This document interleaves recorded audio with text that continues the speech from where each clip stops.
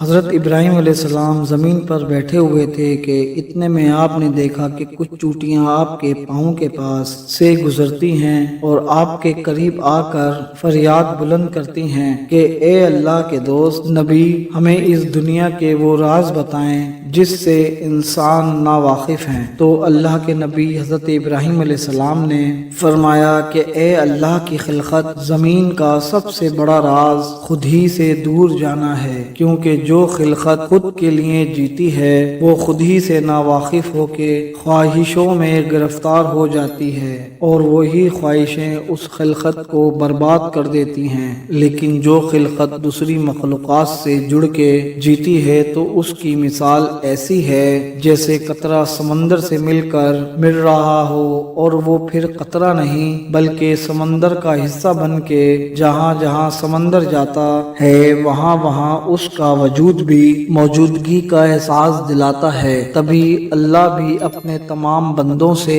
یہی چاہتا ہے، اس کی اس دنیا میں تمام مخلوقات سے جڑ کر جئیں، کسی کے کام آئیں، کسی کی مدد کریں، کسی کو خوشی دیں اور کسی کو معاف کریں۔ جو انسان یا جو بھی مخلوق اس صفت کو اپنے میں سما لیتی ہے تو یہ پوری کائنات اس کے لیے رحمت بن جاتی ہے، اور یہ دونوں جہان اس کے لیے اللہ تبارک و تعالی آسان کر دیتا ہے، کیونکہ اللہ رب العزت انسان سے صرف یہی چاہتا ہے کہ وہ اپنے آس پاس کے تمام مخلوقات اور تمام رشتوں اور تمام عزیز و قریب کی قدر کرے، اور یہی تو جنت کی چابی ہے اور یہی دنیا میں عظیم مقام تک پہنچنے کا راز ہے۔